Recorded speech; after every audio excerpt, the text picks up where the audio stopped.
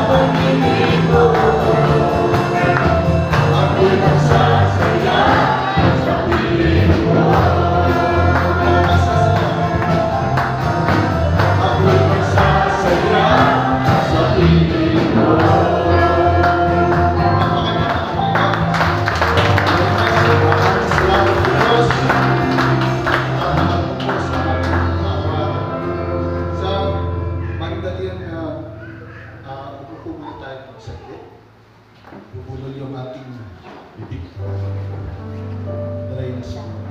Pero, pag continue tayo sa pastor, no?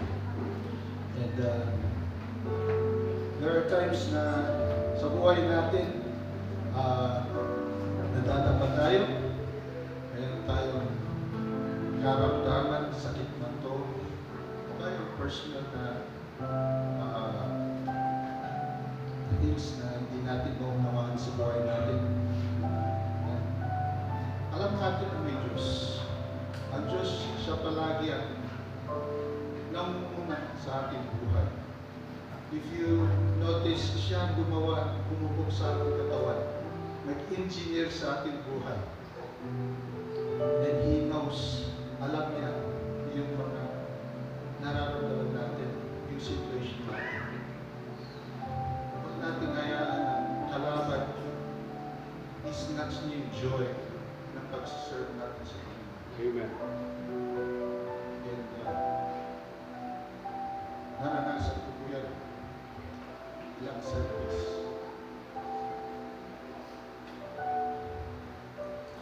Ang hirap na mabigay ng solusyon. Yun pala, ang hirap pala kung mag-isa ka lang. Kailangan i-share itong burden na nasa puso mo sa kapatiran. At at the same time, kausapin natin ang Panginoon. Nagdanas po tayo ng struggles, problems sa buhay, sa family, sa work. But you know, God is always there. Kulang pala lang natin ito is kausapin siya through prayer and at the same time reading the gospel. Ang doon solusyon. Bawat suliranin sa ating buhay. And let's take this time na purihin siya. Wala siyang katulad. He is only one God. And we will continue on serving the Lord the best of our ability. Sa lahat ng gawain natin, sila dapat ang hindi natin gagawin. Yung mag-give up, yung faith natin para sa Panginoon. Mag-continue pa rin tayo maging strong, encourage one another, and at the same time, pray for one another. Because God is a ghostly God. Wala siyang katulad. Purihin ang ating Panginoon. Awitin natin ito.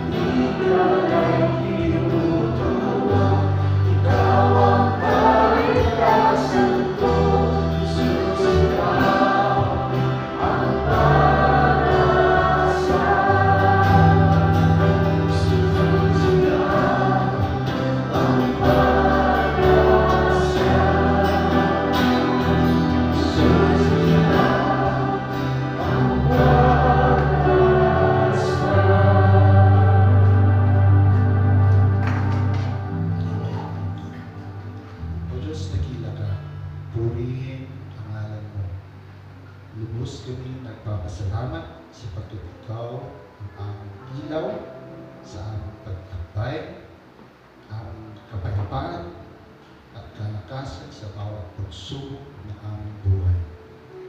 Hindi ka nagkulang, Diyos. Aming isigaw sa buong mundo. Ikaw lang ang aming pag-asa, aming tagapagligtas, at aming mapagmahal na Diyos. Maraming salamat po sa blessing na binigay mo sa amin araw na ito.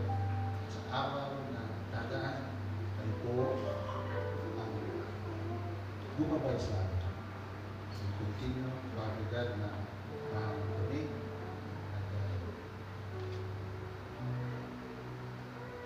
We ask for your protection from any diseases, protection from our enemies. Lord, we just want to glorify you because you deserve our praise and adoration. At amin pong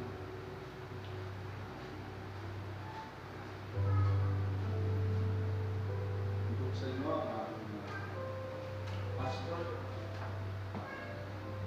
Papahagi mo kayong message ng umaga. Kayo po ang umagay sa kanya. Hindi po siya ng sapat na karunungan. Kalakasan upang may bahagi ng kulito sa amin. At aming maintindihan ang aming layunin, buhay bilang isang Kristiyan. At kami po ay nagpapasalamat sa magandang umaga na binigay mo po sa amin. We just want to serve you and worship you. This we ask in the precious name of Jesus. Tayo po ay mag-remain na tumalo para sa reading ng ating message for this morning.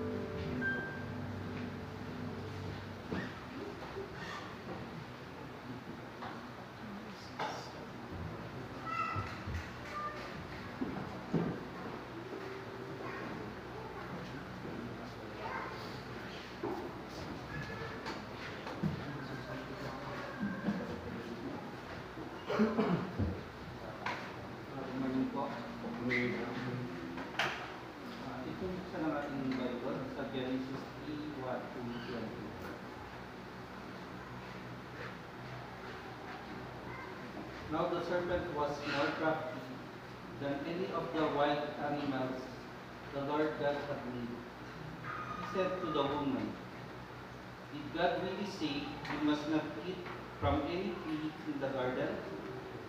The woman said to the serpent, "We may eat fruit from the trees in the garden, but God did say you must not eat fruit from the tree that is in the middle of the garden, and you must not touch it, or you will die." "You will not certainly die," the serpent said to the woman. "For God knows that when you eat from it, your eyes will be opened, and you will be like God, knowing the good and evil." When the woman saw the fruit of the tree was good for food and pleasing to the eye, and also desirable for gaining wisdom, she took some and ate it. She also gave some to her husband who was with her, and he ate it. Then the eyes of both of them were opened, and they realized they were naked. So they sewed fig leaves together and made covering for themselves. Then the man and his wife heard the sound of the Lord God as he was walking in the garden in the cool of the day. And they hid from the Lord God among the trees of the garden. But the Lord God called to the man, "Where are you?" He answered, "I heard you in the garden, and I was afraid because I was naked, so I hid." And he said, "Who told you that you were naked? Have you eaten from the tree that I commanded you not to eat from?" The man said, "The woman you put here with me, she gave me some fruit from the tree, and I ate it." Then the Lord God said to the woman, "What is this you have done?" The woman said, "The serpent deceived me, and I ate it." So the Lord God said to the serpent, "Because you have done this, curse you above all livestock and wild animals. You will crawl on your belly, and you will eat dust all the days of your life. And I will put enmity between you and woman, and between your offspring and hers. He will crush your head, and you will strike his heel." To the woman he said, "I will make your pain in childbearing very, very severe. With painful labor, you will give birth to children. Your desire will be your husband, and he will rule over you." To Adam, he said, "Because you listened to your wife and ate fruit from the tree about which I commanded you, you must not eat from it. Cursed is the ground because of you. Through painful toil, you will eat food from it.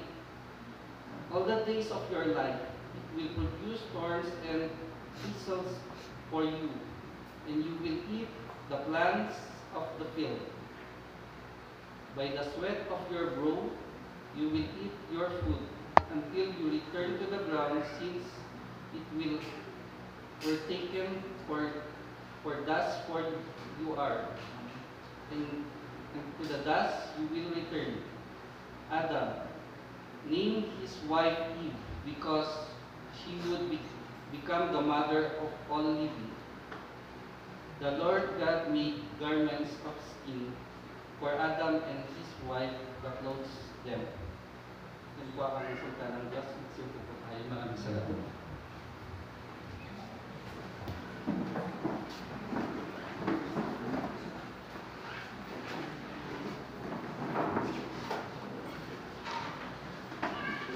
Tayo magpatuloy.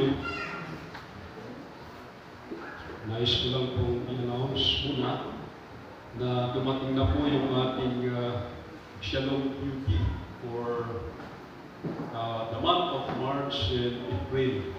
Ito po yung kopya natin sa English, no? At ito naman po sa Tagalog.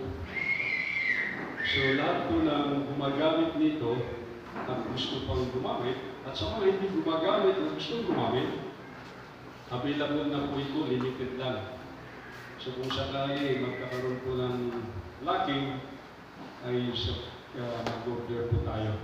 So ito po ay binibigay ng church na libre po.